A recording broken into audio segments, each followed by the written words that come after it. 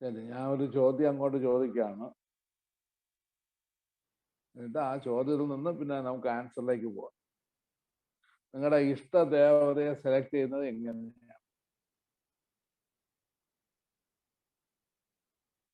ഇഷ്ട ദേവതയെ സെലക്ട് ചെയ്യുന്നത് എങ്ങനെയാണ്? ഇപ്പം ക്രിസ്ത്യൻസിനും മുസ്ലിംസിനും പ്രശ്നമില്ല. അവർക്ക് അള്ളാഹു എന്ന് പറഞ്ഞ് ആ ഭാവത്തിലേക്ക് വരുന്നു. പിന്നെ ക്രിസ്ത്യൻസിന്റെ വന്നിട്ട് പരമപിതാവേ എന്ന ഭാവം, അല്ലെങ്കിൽ യേശുവിനെ കുറിച്ച്, അല്ലെങ്കിൽ അവരുടെ മാതാവ്, വേറെ ആരെയും അവർ സെലക്ട് ചെയ്യും. അപ്പം മൂന്നിന് ഏതെങ്കിലും ഒന്ന് വരും. ഇവിടെ ഹിന്ദുക്കൾക്കുള്ളാണ് ഈ കുഴപ്പങ്ങളൊക്കെ വരുന്നത്. അപ്പോൾ നിങ്ങളുടെ ഹിന്ദുക്കളിൽ കാരണം നിങ്ങൾക്ക് ഒരു ഭക്തിഭാവം നിങ്ങൾക്ക് കൊണ്ടുപോകണം. ഭക്തിഭാവം കൊണ്ടുപോകണമെങ്കിൽ നിങ്ങൾക്ക് ഒരു ഇഷ്ടദേവതയെ നിങ്ങൾ ഉണ്ടാക്കി. ആ ഇഷ്ടദേവത നിങ്ങൾ എങ്ങനെ സെലക്ട് ചെയ്യും? അതാണ് എൻ്റെ ചോദ്യം.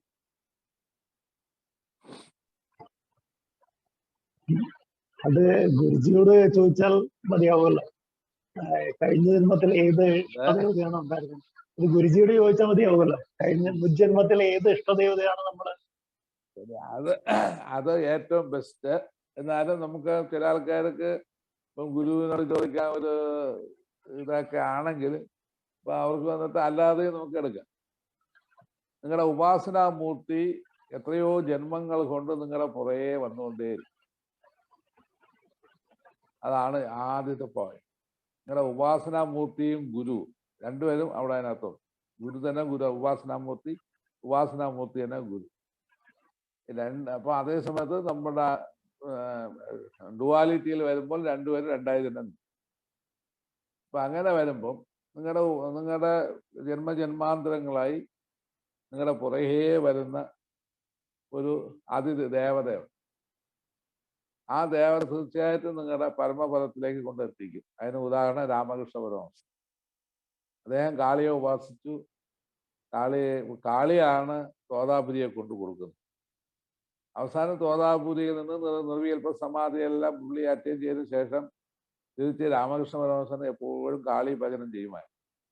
അപ്പൊ ഭക്തി കൊണ്ട് അദ്ദേഹം കൈകൊട്ടി പാടുന്ന സമയത്താണ് തോതാപുരി ഒരിക്കൽ ചോദിച്ചത്, നിനക്ക് ചപ്പാത്തി പരത്തി തീർന്നില്ലേ, സമയമായി തീർന്നില്ലേ എന്നാണ് അദ്ദേഹം ചോദിച്ചത്. ഇവിടെ രാമകൃഷ്ണ പരമഹംസന് ദുഃഖം ഉണ്ടായി. അമ്മയുടെ ചോദിച്ചു, അമ്മയിൽ ഇയാൾക്ക് വിശ്വാസമില്ല, ഒരു ചപ്പാത്തി പരത്തും എന്നാണ് അവർ പറയുന്നത്. അമ്മ അതിനുള്ള എന്തെങ്കിലും ഒരു വഴി ചെയ്യണം.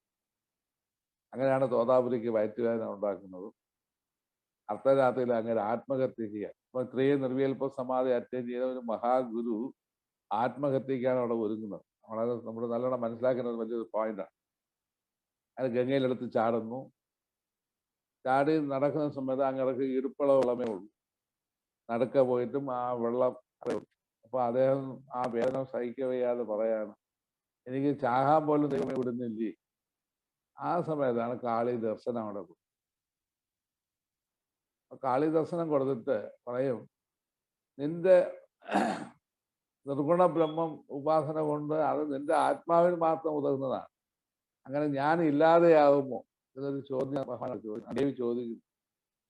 ഞാൻ ഇല്ലാതെയാകും, ഞാൻ ഉള്ളത് കൊണ്ടല്ലേ നീ ഉള്ളത് എന്ന് പറഞ്ഞിട്ട് ആ ഒരു ഭക്തിയിലേക്ക് ആ തോതാപുരിയെ ഉടയാണ്.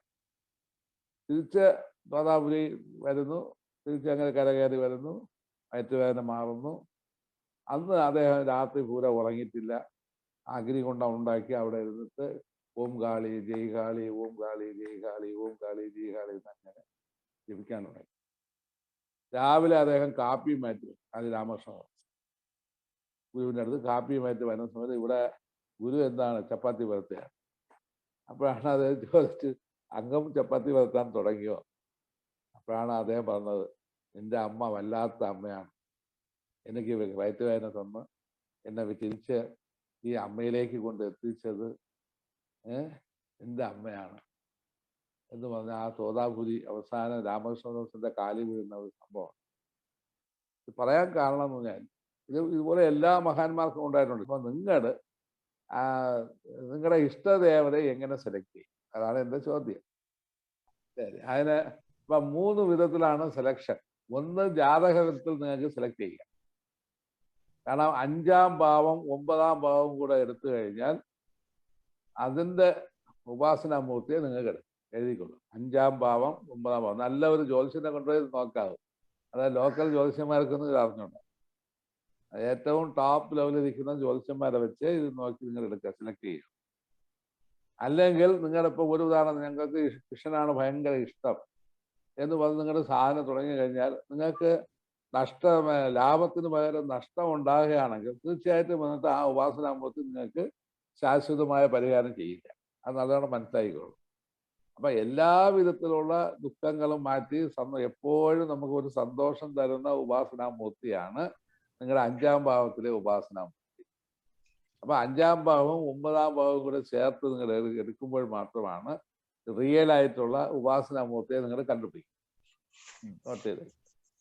പൂർവപുണ്യം, அதாவது உங்க ஜாதகத்துல, உங்களுடைய ஜாதகத்துல மணிமொழி அம்மாயினுடைய ஜாதகத்துல 5ாம் பாவம் சொன்னா லக்னம் தொட்டு 5ாம் பாவம், அது கழிஞ்சு 9ாம் பாவம், லக்னத்துல இருந்து 9ாம் பாவம், அதாவது பூர்வ புண்ணிய ஸ்தானம்னு அதை சொல்லுவோம், இல்லாட்டா பாக்கிய ஸ்தானம்னு சொல்லுவோம். இந்த 2 ஸ்தானங்களையும் நம்ம செலக்ட் பண்ணி அதுல வந்து வருகிற தேவதை தான் உங்களுடைய உபாசனா மூர்த்தி. அந்த கிரகங்களுடைய பலம் எல்லாம் பார்க்கணும். அது சத்ரு ஸ்தானத்துல இருந்தா உங்களுக்கு சத்ரு பாவத்துல இருந்து மித்திரபாவத்துல கொண்டு வரணும். சில உபாசனா மூர்த்திகளெல்லாம் சத்ரு பாவத்துல தான் வரும். ஏன்னா சாம இட்ட தேவதைகளை, ஆதி தெய்வீகம்னு அதுக்கு பேர்.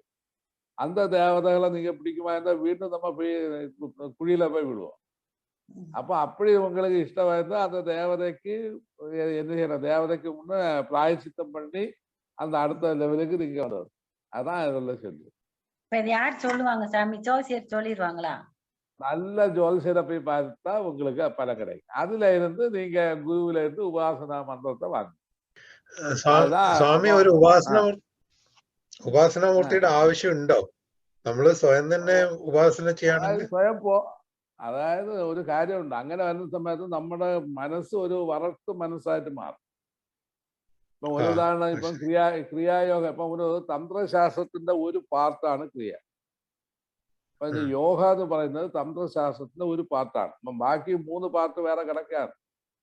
അതിലെ കർമ്മം കിടക്കുന്നു, കർമ്മമാർഗം കിടക്കുന്നു, അപ്പൊ യോഗമാർഗമുണ്ട്, ഭക്തിമാർഗമുണ്ട്, ജ്ഞാനമാർഗമുണ്ട്. നമ്മുടെ ഇവിടെ എല്ലാവരും ഓരോരോ മാർഗങ്ങൾ എടുത്തു വെച്ചുകൊണ്ടാണ് ഇവിടെ കളിക്കുന്നത്. മനസ്സിലായില്ലേ? ഇപ്പൊ ബാബാജിയുടെ ക്രിയായോഗ തന്നെ ശരിക്കും ഒരു യോഗമാർഗം മാത്രമാണ്. കാരണം തന്ത്രശാസ്ത്രത്തില്, കാരണം ശിവൻ ഉപദേശിക്കുന്നതാണ് ഈ തന്ത്രശാസ്ത്രം. അതിൽ ഒരു പാർട്ടാണ് നിങ്ങൾ പറയുന്ന ഹഠയോഗം, രാജയോഗം എന്ന് പറഞ്ഞ 2 സംഭവം വരുന്നത്.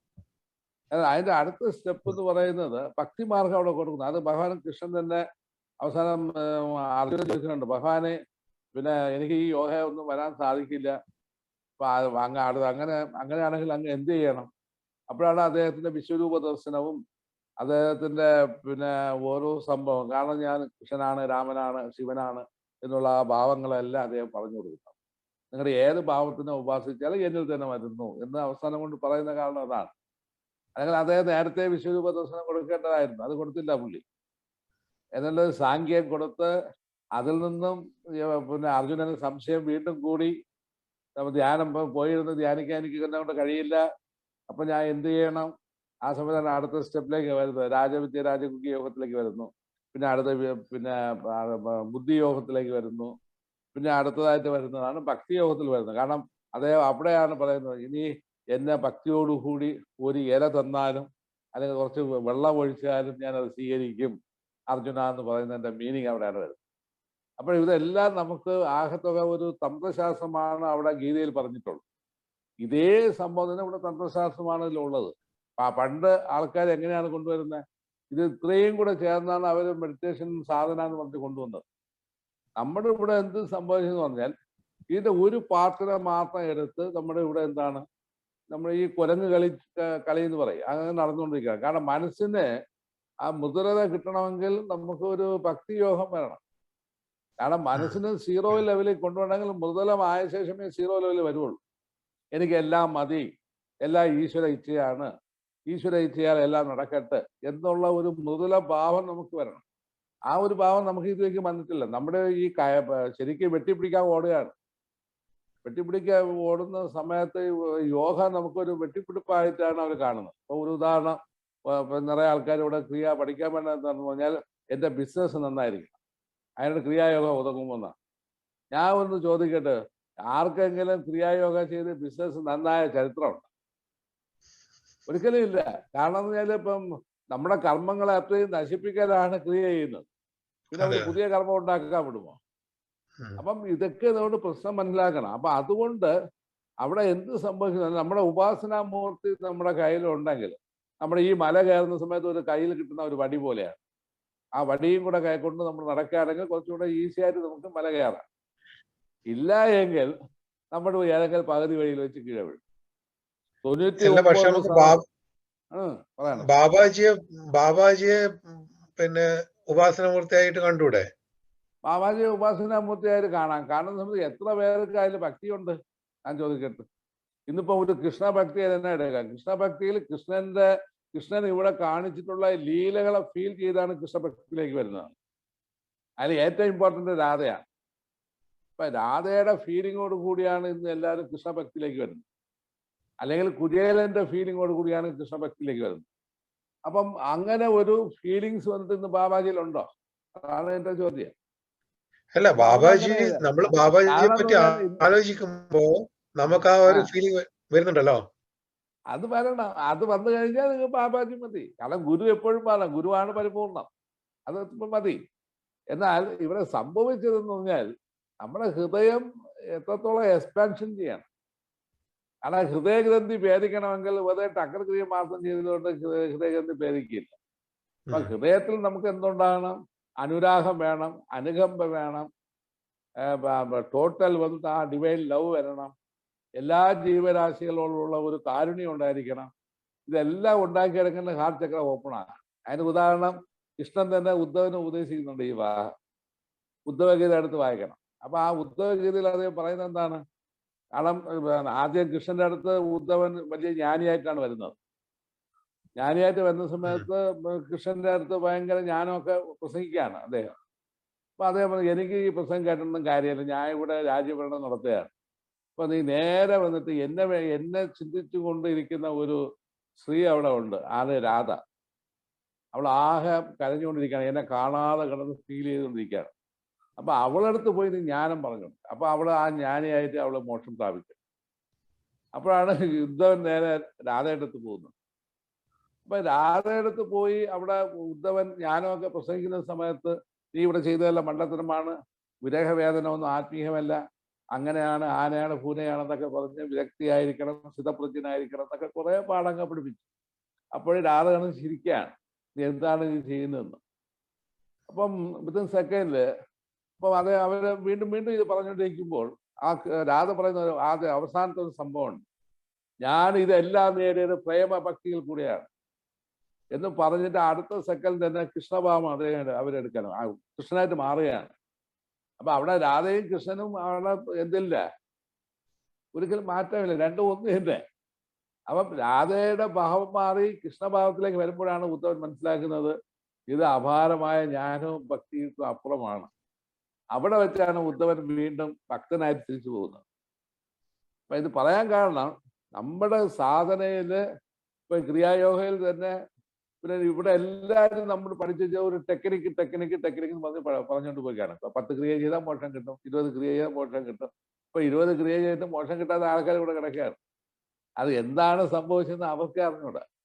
അപ്പൊ ഇവിടെ ഹൃദയ അലിവില്ലാതെ നമുക്ക് ഇവിടെ എന്ത് മോക്ഷം നമ്മൾ സാധിക്കാൻ പോണേ? അപ്പൊ ആ ഒരു ഫീലിങ്സ് ഉണ്ടാക്കണമെങ്കിൽ നിങ്ങളുടെ ഒരു ഉപാസനാ ശക്തിയെ, അല്ലെങ്കിൽ ബാബാജി ആകട്ടെ ആരെയാകട്ടെ, നമ്മുടെ ഉപാസനാ ശക്തിയായിട്ട് ആ വ്യക്തിയെ എടുത്ത് അങ്ങേറ്റം ഉപാസിക്കണം. ഉപാസിക്കാതെ പറഞ്ഞാൽ വേറെ ഒന്നുമല്ല, അതിനോട് കൂടിയുള്ള അനുരാഗം ഉണ്ടാക്കിയെടുക്കണം, പ്രേമം ഉണ്ടാക്കിയെടുക്കണം, ഭാവം ഉണ്ടാക്കിയെടുക്കണം, ഭക്തി ഉണ്ടാക്കിയെടുക്കണം. അങ്ങനെയാണ് ഭാവസമാധികൾ, എത്രയോ ഭാവസമാധികൾ കഴിഞ്ഞിട്ടാണ് ഭാവാതീത സമാധിയിലേക്ക് നമ്മൾ പോകുന്നത്. അല്ലാതെ വെറുതെ നമ്മൾ ഇരുന്ന് ഉറക്കം തൂങ്ങിയതുകൊണ്ട് സമാധി ആയില്ല. എത്രയോ ഭാവസമാധികൾ കഴിയണം. അതാണ് രാമകൃഷ്ണ പരമഹംസനും മഹായോഗിമാരും പഠിപ്പിച്ചതെന്നത്. അതിന് കാരണം എന്ന് പറഞ്ഞാൽ ഈ തന്ത്രശാസ്ത്രത്തിൽ പറയുന്ന ഈ 3 അവസ്ഥയിൽ നമ്മുടെ ഈ യോഗ മാത്രം എടുത്തത് കൊണ്ട് കാര്യമില്ല. അപ്പൊ അതിനായി നിങ്ങൾ നിങ്ങൾ സ്വയം വന്നിട്ട് നിങ്ങളുടെ ഒരു മൂർത്തി എന്ന് പറഞ്ഞാൽ നിങ്ങളുടെ കയ്യിൽ കൊണ്ടുപോകുന്ന ഒരു വടിയെന്ന് വിചാരിച്ചു. നിങ്ങളുടെ ആ ലക്ഷ്യത്തിൽ എത്തിക്കഴിഞ്ഞാൽ ആ വടിയെടുത്ത് ദൂരെ കളയാം. അതുകൊണ്ട് ആ വടിയെ കൂടെ നിങ്ങൾ കയ്യിൽ കൊണ്ടുപോകും. ഗുരു വടി തന്നെ, അത് ഒരു മഹാവടി നമ്മൾ വിചാരിച്ചങ്ങനെ അത് വിട്ടേക്കാം. പിന്നെ ഗുരുവിൽ നിങ്ങൾ പ്രസൻസ് ഉണ്ടെങ്കിൽ അത് നല്ലത് തന്നെ. എന്നാൽ അതല്ലെങ്കിൽ നിങ്ങളുടെ ഉപാസനാമൂർത്തി തീർച്ചയായിട്ടും വേണം. അതിനാണ് നമ്മുടെ ബാബാജി തന്നെ ഓം നമോ ഭഗവതേ വാസുദേവ എന്നുള്ള മന്ത്രമാണ് ക്രിയായോഗയിൽ കൊടുക്കുന്നത്. എന്തിനാണ് കൊടുത്തത് അദ്ദേഹം? ആരെങ്കിലും എന്നിട്ട് അത് ടെക്നിക്ക് നമുക്ക് അത് ടെക്നിക്കുന്നതല്ലാതെ ഭക്തിയോടുകൂടി ആരെങ്കിലും ഉപാസിക്കുന്നുണ്ടോ? ഇല്ലല്ല. എന്തുകൊണ്ട് ഉപാസിക്കുന്നില്ല? കാരണം അവർക്ക് വന്നിട്ട് ഈ യോഗ പദ്ധതി എന്ന് പറഞ്ഞുകൊണ്ടാണ് നടക്കുന്നത്. ആ ഓം നമോ ഭഗവതേ വാസുദേവ എന്ന് പറയുന്ന ആ വേഴ്സിൽ ഏതെങ്കിലും വേഴ്സ് ഉപയോഗിച്ചാൽ പോയി.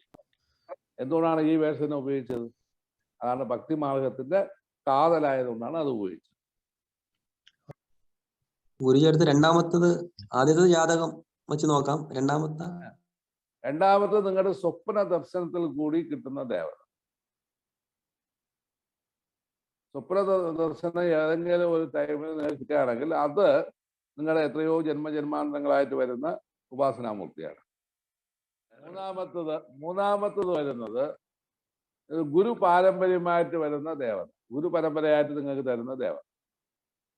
ഇപ്പൊ വൈഷ്ണവ ആചാര്യ പ്രകാരമാണെങ്കിൽ രാമാനുജൻ എപ്പോഴും മഹാവിഷ്ണുവാണ്. വിഷ്ണു എന്ന് പറഞ്ഞാൽ ഓം നമോ നാരായണ എന്നുള്ള മന്ത്രത്തിന്റെ കീഴിലാണ് അവരെ എല്ലാവർക്കും ദിശ കൊടുക്കുന്നത്. അതുപോലെ കബീർദാസിന്റെ സമ്പ്രദായം, കബീർദാസ് സമ്പ്രദായത്തിൽ ക്രിയായോഗയോടൊപ്പം രാമ എന്ന മന്ത്രം അവർ കൊടുക്കും. അതേപോലെ ജ്ഞാനേശ്വർ മഹാരാജ് അദ്ദേഹം ക്രിയായോഗയോടുകൂടി അദ്ദേഹം വന്നിട്ട് പാണ്ഡുരംഗന്റെ മന്ത്രം കൊടുക്കും. ഇങ്ങനെ അത് ഗുരു പരമ്പരയിൽ വരുന്ന ആ ദേവൻ. ഇപ്പൊ നമുക്ക് പരമ്പരയിൽ വരുന്നത് ഓം നമോ ഭഗവതേ വാസുദേവായ, അത് തന്നെ മന്ത്രം. അത് നമ്മൾ സെലക്ട് ചെയ്ത് നമ്മൾ ഉപാസന.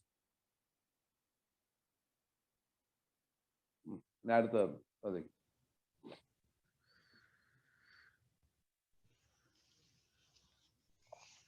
സ്വാമി, ഈ ഓം നമോ ഭഗവതേ വാസുദേവായ എന്നതിന്റെ അർത്ഥം എന്ത് സ്വാമി?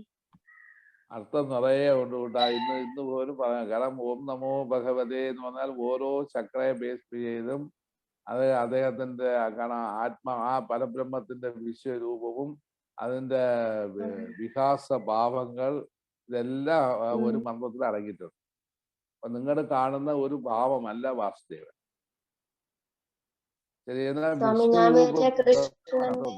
അതെ.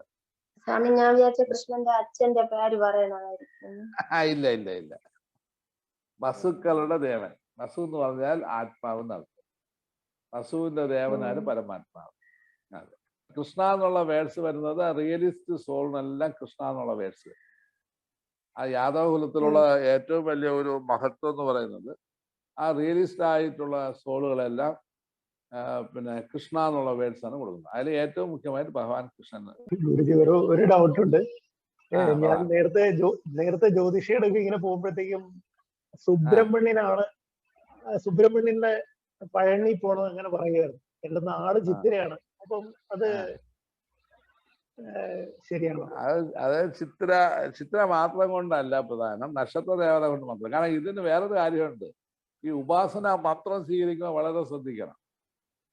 അപ്പം ഉപാസനാമൂർത്തിയുടെ ഒരു വശം നമ്മുടെ ആ 5ഉം 9ഉം ഭാവത്തിൽ വെച്ചാണ് ഉപാസനാമൂർത്തി. ഉപാസന മന്ത്രം വരുന്ന സമയത്ത് അക്ഷരങ്ങളിൽ ഇപ്പൊ ഒരു ഖുറാനിൽ പറയുന്നുണ്ട് എത്രയോ കോടി നാമങ്ങൾ അങ്ങേക്കുണ്ട്. എന്നാൽ അങ്ങയുടെ ഏറ്റവും പ്രിയപ്പെട്ട നാമം അല്ലാഹു എന്ന് പറയുന്നു. ആ വേഴ്സ് അദ്ദേഹം കൊടുത്തിരിക്കുന്ന കാരണം തന്നെ മുഹമ്മദ് നബി വന്നിട്ട് അല്ലാഹു എന്നുള്ള വേർഡ്സ് ഉപയോഗിച്ചാണ് അത് റിയലിസ്റ്റ് ആയത്. അപ്പൊ അദ്ദേഹത്തിന്റെ പിന്നെ ജാതക വഴിയിൽ പറഞ്ഞാൽ ഈ ആ എന്ന അക്ഷരമാണ് അങ്ങക്ക് ഏറ്റവും പ്രധാനം. അപ്പം അതേപോലെ നമ്മൾക്ക് ഈ 27 നക്ഷത്രങ്ങൾ വരുമ്പോഴും ഈ നക്ഷത്രങ്ങളെല്ലാം ഇവിടെ ഓരോ നക്ഷത്രങ്ങൾക്കും ഓരോ അക്ഷരങ്ങളുണ്ട്. അല്ലെങ്കിൽ ഒന്നിൽ കൂടുതൽ ഒരു 1, 2, 3 അക്ഷരങ്ങൾ. ഈ അക്ഷരങ്ങളെ ബേസ് ചെയ്ത് വേണം മന്ത്രം എടുക്കാനുള്ളത്. ഇപ്പൊ ഒരു ഉദാഹരണം, ഹ എന്ന അക്ഷരമുള്ള വ്യക്തി നാ എന്ന അക്ഷരം ഉപയോഗിക്കുകയാണെങ്കിൽ അവർക്ക് വന്നിട്ട് റിയലൈസേഷൻ അറ്റൻഡ് ചെയ്യാൻ സാധിക്കില്ല, ഒരിക്കലും സാധിക്കില്ല. അപ്പം അവർക്ക് ഹ എന്ന അക്ഷരത്തോട് കൂടിയാണ് ഈ മന്ത്രം കൊടുക്കേണ്ടത്. അപ്പം പൊതുവായിട്ട് തന്നെ വൈഷ്ണവ സിദ്ധാന്തം എന്ന് പറയുന്ന പറഞ്ഞാൽ നമുക്ക് വേറെ ഒന്നും പറയാൻ സാധിച്ചില്ല, ഹരി എന്ന് പറയാൻ പറയും. എന്തുകൊണ്ടാണ് ഹരി എന്ന് പറഞ്ഞത്? ഹ എന്ന അക്ഷരം പൊതുവെ ഒരു 10-12 അക്ഷരം ഈ നക്ഷത്രക്കാർക്കെല്ലാം അത് കൂടുതൽ നമുക്ക് ചേരുന്നതാണ്. അതുകൊണ്ടാണ് ഇദ്ദേഹം ഹരേ രാമ ഹരേ കൃഷ്ണ മന്ത്രം സ്വീകരിച്ചതിനാണ് ആര് നമ്മുടെ ഇത് ചൈതന്യ മഹാപ്രഭു. അപ്പൊ അദ്ദേഹത്തിന് വന്നിട്ട് ആ അക്ഷരം അങ്ങയുടെ ജാതകത്തിലുണ്ട്. അത് ബേസ് ചെയ്താണ് അത് വരുന്നത്. അതിപ്പോ നിങ്ങളുടെ അത് നല്ലൊരു ജ്യോത്സ്യനെ കാണുമ്പോൾ അദ്ദേഹം തന്നെ പറയും നിങ്ങളുടെ അക്ഷരം ഇതാണ്, നിങ്ങളുടെ മന്ത്രം ഇത് വരും, ഉപാസനാമൂർത്തി ഇങ്ങനെയാണ്. കാരണം ഭാവങ്ങളുണ്ടാവും. ചിലത് ഉഗ്രഭാവത്തിൽ, ചൊവ്വയുടെ ആധിപത്യം ഉണ്ടെങ്കിൽ ഉഗ്രഭാവത്തിലാണ്. അപ്പൊ എന്റെ ഉപാസനാമൂർത്തി വന്നിട്ട് കാളിയാണ്, ഉഗ്രഭാവത്തിലെ ഞാൻ ഉപാസിക്കാവും. അല്ലാതെ എനിക്ക് ശാന്തഭാവത്തിൽ ഉപാസിച്ചു കഴിഞ്ഞാൽ എനിക്ക് ഒരു ബെനിഫിറ്റ് ഇല്ല. അപ്പൊ ഞാൻ ദേവിയെ ഉഗ്രഭാവത്തിലെ ഉപാസിക്കാവുള്ളൂ. അപ്പൊ ഉഗ്രഭാവത്തിൽ ഉപാസിക്കണമെങ്കിൽ ഞാനൊരു ഉഗ്രമൂർത്തി ആയെങ്കിൽ ഉഗ്രഭാവത്തിൽ ഉപാസിക്കാനുണ്ട്. രണ്ടും ഈക്വൽ ആകണം. ചില ആൾക്കാർ ഉഗ്രഭാവത്തിൽ ഉള്ള ദേവതയെ നമ്മുടെ ശാന്തനായിരുന്നുകൊണ്ട് ഉപാസിക്കുകയാണെങ്കിൽ അവർക്ക് മെന്റൽ ഉണ്ടാവും. അപ്പൊ ഉദാഹരണം നിറയെ ഹനുമാൻ സിത്ത് പഠിച്ചവരൊക്കെ നോക്കുമ്പോൾ അറിയാം എല്ലാം മെന്റൽ കേസുകളായിട്ട് നടക്കുന്നവരുണ്ട്. എന്തുകൊണ്ടാണ്? കാരണം ഭഗവാനുടെ ഹ എന്ന അക്ഷരം എല്ലാവർക്കും ഉപയോഗിക്കാനുള്ള അക്ഷരമല്ല. അപ്പൊ അവരുടെ ഉഗ്രഭാവത്തിലേക്ക് വരുമ്പോൾ ഇവരുടെ ഭാവം വ്യത്യാസം. അത് ഈ കുണ്ടലിനി വന്ന സാധനം വെറുതെ ഓടുന്ന ഒരു പ്രാണനല്ല. നമുക്ക് വന്നിട്ട് മൊത്തം വന്നിട്ട് 36 വിധത്തിലുള്ള ഭാവങ്ങൾ തരുന്നതാണ് ഈ കുണ്ടലിനി ശക്തി. അപ്പം ഓരോ ഭാവത്തിനും ഓരോ, ഇപ്പൊ ഒരു ഉദാഹരണം നിങ്ങളുടെ ഗ്രഹശാസ്ത്രം എടുക്കുമ്പോൾ ഭാര്യ പത്രു ബന്ധം ഇരിക്കുന്നു. ഭാര്യ പത്രുമായിട്ടുള്ള ഒരു ഭാവമുണ്ട്. ആ ഭാവം വന്നിട്ട് കുണ്ടലിന് റേസ് ചെയ്യാനുള്ള ഭാവം തന്നെ, അതിന് ഒരിക്കലും മാറ്റമില്ല. അവിടെ ശത്രുഭാവം വരുന്ന സമയത്ത് എന്തായി? നിങ്ങളുടെ ഭാര്യയെ ഉപേക്ഷിക്കേണ്ടി വരും, അല്ലെങ്കിൽ ഭർത്താവ് കളയേണ്ടി വരും, നിങ്ങളുടെ അടുത്ത ആളിനെ തേടേണ്ടി, അല്ലെങ്കിൽ നിങ്ങളുടെ ഒരു വിരക്തനായി ഏതെങ്കിലും യോഗ ചെയ്യേണ്ടി വരും, ധ്യാനത്തിൽ പോയിട്ട്. അതുകൊണ്ടാണ് ഗ്രഹസ്ഥ ആശ്രമം എന്ന് പറഞ്ഞത്. ഒരു ആശ്രമ ജീവിതമാണ് നമ്മുടെ വീട്ടിലിരിക്കേണ്ടത്. അപ്പൊ അവിടെ ഭാര്യാസങ്കല്പം എന്ന് പറയുന്നത് പതിസങ്കല്പം എന്ന് പറയുന്നതിന് നിറയെ അർത്ഥങ്ങളുണ്ട് അവിടെ. ശിവൻ വന്നിട്ട് ആ സന്തോഷ മനപ്പൊരുത്തം എന്നൊക്കെ നോക്കാൻ പറഞ്ഞ അതെ. അതിന് ശിവൻ തന്നെ പറയുന്നുണ്ടല്ലോ, തന്ത്രശാസ്ത്രത്തിൽ ആദ്യത്തെ വരി എന്നാണ് പറയുന്നത്. അതായത് ഇഷ്ടപ്പെടാത്ത ഒരു സ്ത്രീയെ ഒരിക്കലും ഒരു പുരുഷൻ കല്യാണം ചെയ്യാൻ പാടില്ല. ആദ്യം തന്ത്രശാസ്ത്രത്തിൽ പറയുന്ന ഒരു ഭാഗമാണ്. അതുപോലെ നമ്മുടെ ഇടത് കാലം പൂർണ്ണമായിട്ട് പ്രവർത്തിക്കാതെ കാലം വരയ്ക്കും നിങ്ങളുടെ ഒരു സ്ത്രീയെ തൊടാനേ പാടില്ല എന്ന് പറയുന്നത്. എന്തുകൊണ്ടാണ് അത് പറയാൻ കാരണം? തന്ത്രത്തിന് നിഗൂഢ രഹസ്യങ്ങളും മക്കളെ അതിശയം വരും. പിന്നെ സൂര്യകരായ യോഗം നിങ്ങൾ കൂടുതൽ പ്രാക്ടീസ് ചെയ്യണം പുരുഷന്മാർ എന്തുകൊണ്ടാണ് അത് പറയുന്നത്? അതിനാണ് യോഗശാസ്ത്രം വരുന്നത്. യോഗശാസ്ത്രം ആ വഴിക്കാണ് വരുന്നത്. രണ്ടാമത് എന്താണ്? ഹൃദയഗ്രന്ഥി ഭേദിക്കാൻ ഭക്തിഭാവം ഉണ്ടാകണം. ഭക്തിക്ക് എന്താണ്? പ്രേമഭാവം വരണം. അപ്പം ഏറ്റവും ഇഷ്ടപ്പെട്ടത് ഇപ്പം ഓഷോ പോലുള്ള മഹാന്മാർ ഇഷ്ടപ്പെട്ടത് എന്താണ്? അദ്ദേഹം വന്നിട്ട് കാമഭാവത്തിലാണ്. കാമഭാവം എന്ന് പറഞ്ഞാൽ എങ്ങനെയുള്ളത്? വെറും രതിമൂർച്ചയല്ല കാമഭാവം എന്ന് പറയുന്നത്. അവിടെ ഒരു മിസ്റ്റേക്ക് പോയിന്റ് ഉണ്ട്. എന്താണ്? കാമുഹി ഭാവം എന്നാണ് പറയുന്നത്. കാമുകനായിട്ടിരിക്കണം. ഇവിടെ ഭാര്യാഭർത്തൃ ബന്ധം വന്നോടുകൂടി നിങ്ങളുടെ ഭാവം കംപ്ലീറ്റ് നശിച്ചു പോവുകയാണ്. അവിടെ എന്ത് വരണം? കാമുകനും കാമുകിയായിട്ട് തന്നെ എപ്പോഴും ഇരിക്കണം. അതിനാണ് ബൈബിളിൽ പറയുന്നത്. കാരണം ബൈബിൾ യേശു ദേവനെ എങ്ങനെ സ്വീകരിക്കണം എന്ന് പറഞ്ഞൊരു ഭാവമുണ്ട്. മണവാട്ടിമാർ ചമഞ്ഞിരുന്നു മണവാളൻ വരുന്നതിനെ കാത്തിരിക്കാൻ. അവർ അർദ്ധരാത്രിയോളം കാത്തിരുന്നു. വിളക്കെല്ലാം കത്തിച്ച് വെച്ച് സുഗന്ധ ദ്രവ്യങ്ങളെല്ലാം പൂശിക്കൊണ്ട് അവർ കാത്തിരുന്നു.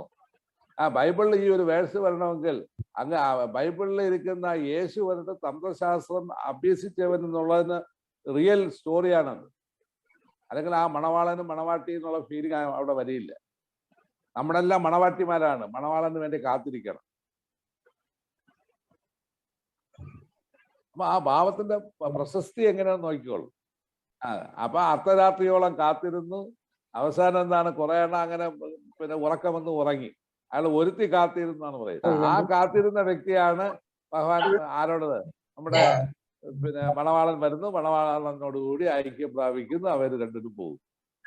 നമ്മളിവിടെ കാത്തിരിക്കണം. നമുക്കും അങ്ങനെയാണ്, നമ്മൾ കാത്തിരിക്കണം. സ്വാമി ഒരു ജീവൻ മുക്തൻ എന്ന് പറഞ്ഞാൽ എന്താ സ്വാമി?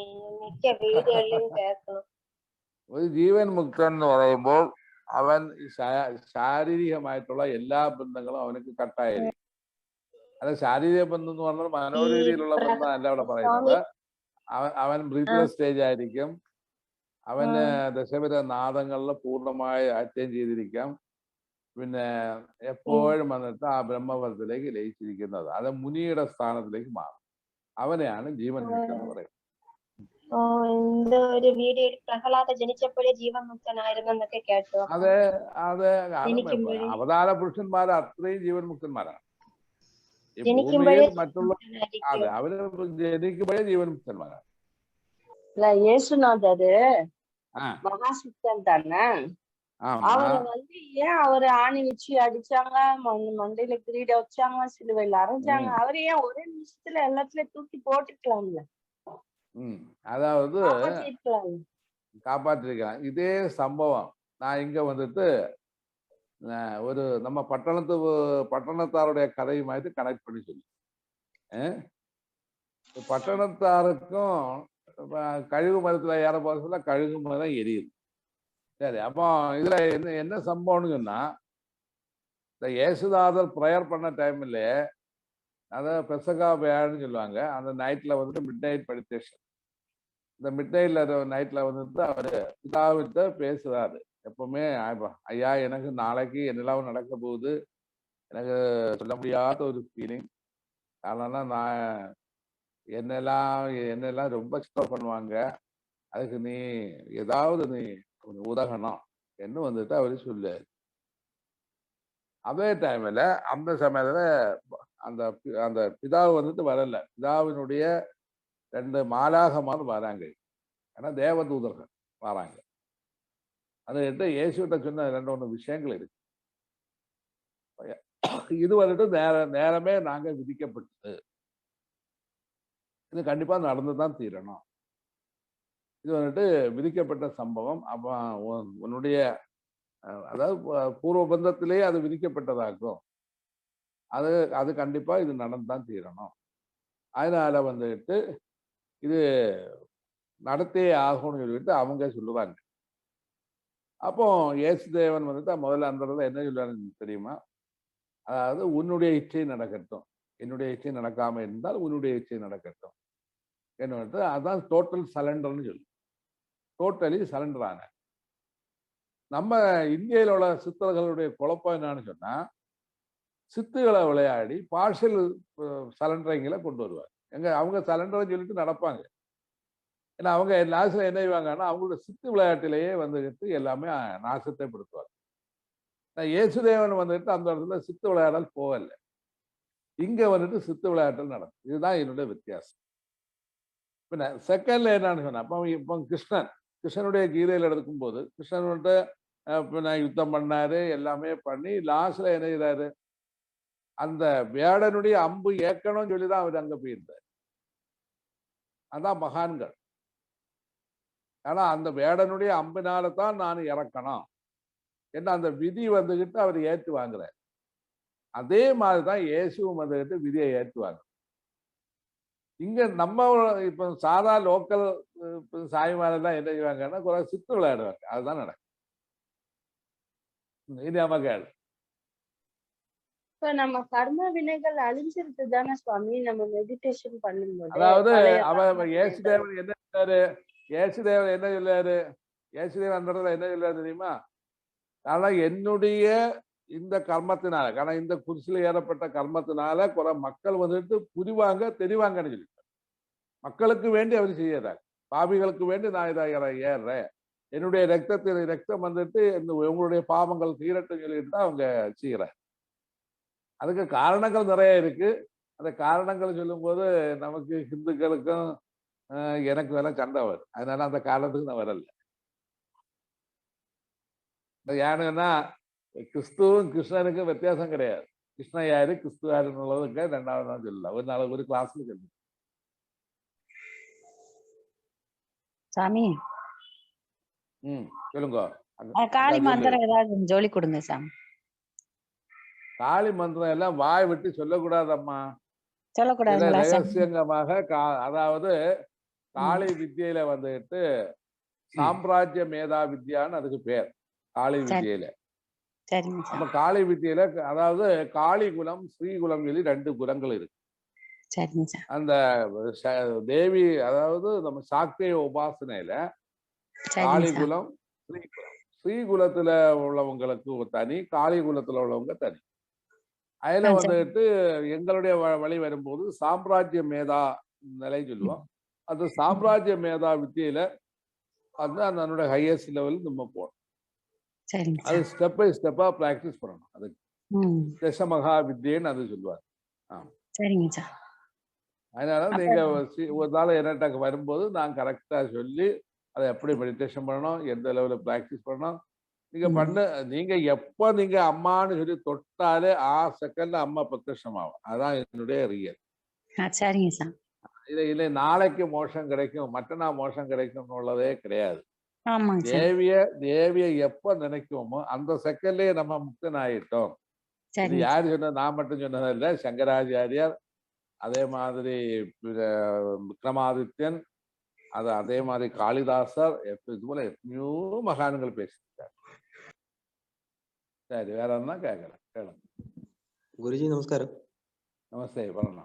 ഗുരുജി, ഞാൻ ഈ ക്രിയായോഗത്തിലേക്ക് വന്നതിന് ദേവിയെ മുമ്പ് ഞാൻ ആരാധിക്കുമായിരുന്നു. ദേവിയാണ് കൂടുതൽ. അപ്പൊ അതിനുശേഷമാണ് ഞാൻ ക്രിയായോഗത്തിൽ ഇങ്ങോട്ട് വരുന്നത്. അപ്പൊ അത് ദേവിയുടെ ഒരു അനുഗ്രഹം തന്നെ ആണല്ലേ? 100% എന്ന് പറഞ്ഞാൽ ദേവി തന്നെ. ഇപ്പൊ ഒരു ഉദാഹരണം വന്നാൽ ഞാൻ എപ്പോഴും, കാരണം എൻ്റെ 2.5 വയസ്സ് തൊട്ട് എനിക്ക് അമ്മ എൻ്റെ കൂടെ ഉള്ളതാണ്. അതിൻ്റെ കഥയൊക്കെ വേറെ ഉണ്ട്, ഞാൻ രണ്ടാമത് പറഞ്ഞു. അപ്പോൾ എൻ്റെ കൂടെ കാളിയാണ്. എന്നെ ഇതുവരയ്ക്കും ഏത് യോഗയും ഏത് സാധനാക്രമങ്ങളും എന്നെ പഠിപ്പിച്ചത് കാളിയാണ്. എന്ന് പറഞ്ഞാൽ അതാത് സമയങ്ങൾ അതാത് ഗുരുക്കന്മാരെ കൊണ്ട് നിർത്തി, അല്ലെങ്കിൽ ഞാൻ ഗുരുവിനടുത്ത് എത്തി ഹൈ ലെവലിൽ ഇത് വന്നിട്ട് എന്നെ പഠിപ്പിച്ചത് ഇന്നും എന്നും அந்த കാളിയാണെന്നുള്ളത് എനിക്ക് സ്പഷ്ടമായിട്ട് അറിയാം. അവരെന്നെ പറയുന്നത്. അപ്പം അവരെന്നെ പറയും, ഇപ്പം നാളെ ഒരാൾ വരികയാണെങ്കിൽ ഇന്ന് രാത്രി പറയും, മക്കളെ നാളെ ഒരാൾ വരുന്നുണ്ട്, ഞാൻ അവനിൽ നിന്ന് കുറെ കാര്യങ്ങൾ പഠിക്കുക, എന്നിട്ട് നിന്റെ അറിവിന് അവനിൽ പകർന്നു കൊടുക്കുമെന്ന് പറഞ്ഞിട്ട് അവർ പറഞ്ഞു. അങ്ങനെയൊക്കെയാണ് ഞാൻ പഠിച്ചത്.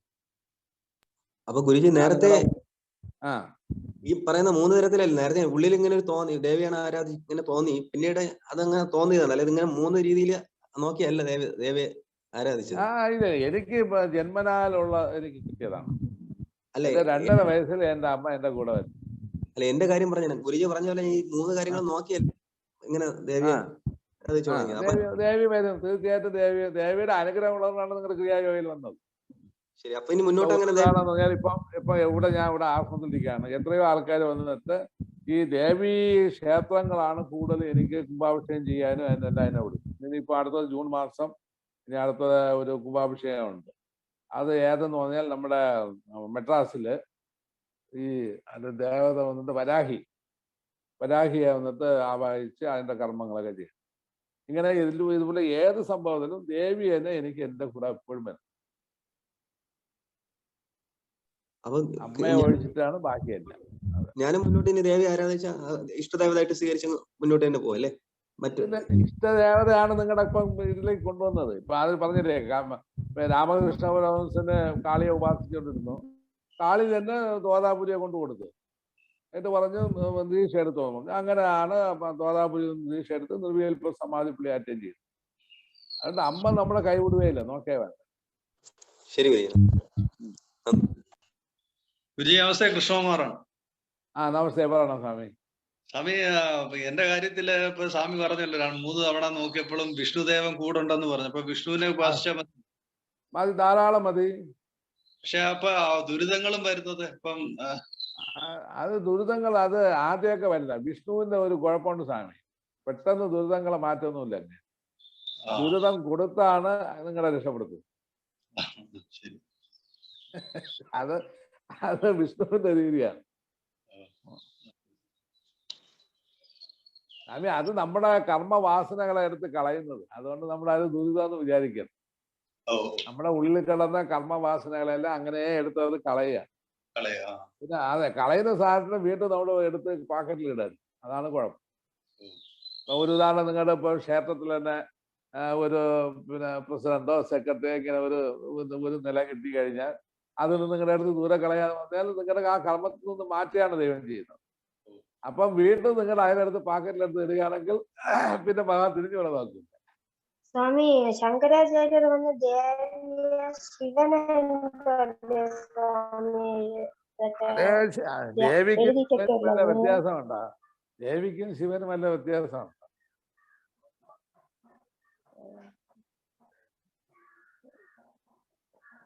സ്വാമി അല്ല, ഈ കൂടുതൽ അങ്ങനെ എന്തൊക്കെയോ അല്ലേ സ്വാമി? കൂടുതലും പല സ്ഥലങ്ങളിലും പുള്ളിയെ സംരക്ഷിച്ചത് ദേവിയാണ്. അമ്മയുടെ ഭാവത്തിനാണ് ഏറ്റവും പ്രാധാന്യം. കാരണം അതിൽ അമ്മ എന്ന് വിളിക്കുന്ന സമയത്ത് നമുക്ക് നമ്മുടെ ഹൃദയത്തിലും ഒരു ആനന്ദം ഉണ്ടാകും. അതോടൊപ്പം ആ നമ്മളെ ഉപാസിക്കുന്ന ദൈവത്തിന്റെ മുമ്പിൽ ഒരു പ്രസൻസ് ഉണ്ടായി. അതേപോലെ തന്നെ പിന്നെ കുലവതിയായ ഒരു ഭാര്യയുടെ ഭാവം എന്താണ്? ഭാര്യ എന്ത് ചെയ്യുന്നത്? ഭർത്താവിനെ വന്നിട്ട് സ്നേഹിക്കുമ്പോൾ ആ പതിവ്രതാ ധർമ്മത്തോടുകൂടി സ്നേഹിക്കുകയാണെങ്കിൽ അവർക്ക് തീർച്ചയായിട്ടും ആ ഭർത്താവ് ദൈവമാണ്. അപ്പൊ ആ സ്ഥാനത്തിനെ നിങ്ങൾക്ക് ദൈവമായിട്ട് നിങ്ങൾക്ക് കരുതി കൊണ്ടുപോകാം. ഇതെല്ലാം അതായത് ഗൃഹസ്ഥാശ്രമം എന്ന് വരുന്ന സമയത്ത് എല്ലാം നമുക്ക് പഠിപ്പിക്കാനാണ്. ടോട്ടൽ നമ്മൾ പഠിക്കുകയാണ്. ഒരു സ്ത്രീയെ സംബന്ധിച്ചിടത്തോളം ഭർത്താവ് തന്നെ നമുക്ക് ദൈവം. ഇന്ന് ആരത് ചെയ്യുന്നുണ്ട്? ആരും അത് ചെയ്യുന്നില്ല. അവിടെ അയാളെ പത്ത് ചീത്ത വിളിക്കാണ് ഇത് ചെയ്യുന്നത്. അപ്പം ഭർത്തൃസ്ഥാനത്തിന് അവിടെ പ്രാധാന്യം കൊടുത്ത് അതിന് വേറൊരു കുഴപ്പമെന്ന് പറഞ്ഞത് ഭർത്താവിന്റെ സ്ഥാനത്തിന് ഒരു കുഴപ്പമാണ്. കാരണം അതിന് അങ്ങനെ ആത്മീയമില്ല, ഒന്നും കാണില്ല. അപ്പൊ അങ്ങനെയുള്ളവരെ നമ്മൾ എന്ത് ചെയ്യാൻ നോക്കൂല. അത് വേറൊരു ചാപ്റ്റർ, അത് വിട്ടേക്കാം. എന്നാൽ നിങ്ങളുടെ ഹൃദയം വന്നിട്ട് ഒരു സ്ത്രീക്ക് ഏറ്റവും എളുപ്പം മോക്ഷം പ്രാപിക്കണമെങ്കിൽ ഭക്തിയിൽ കൂടിയേ സാധിക്കും. അപ്പൊ എന്തുകൊണ്ട് സംഭവിക്കുന്നത്? അത് നിങ്ങളുടെ ഹൃദയം അത്രയ്ക്ക് ആ മാതൃഭാവം നിങ്ങളുടെ ഉള്ളിലുണ്ട്, മാതൃത്വം നിങ്ങളുടെ ഉള്ളിൽ ഇരിക്കുകയാണ്. അപ്പൊ നിങ്ങളുടെ ഉപാസനാമൂർത്തി ഇപ്പൊ ഒരു കുറുരമ്മയെ പോലുള്ള അവരെല്ലാം എന്ത് ചെയ്യണം? കൃഷ്ണനെ തന്റെ മകനായിട്ടാണ് ഉപാസിക്കുന്നത്. അപ്പം ഇവിടെ തന്നെ നമ്മുടെ ഇവിടത്തെ തിരുമലയിലെ ഒരു സുബ്രഹ്മണ്യ ക്ഷേത്രമാണ്. ആ ക്ഷേത്രം ഉണ്ടാക്കിയത് തന്നെ ശിവകാമി പരദേശി എന്ന് പറഞ്ഞ ഒരു അമ്മയാണ്.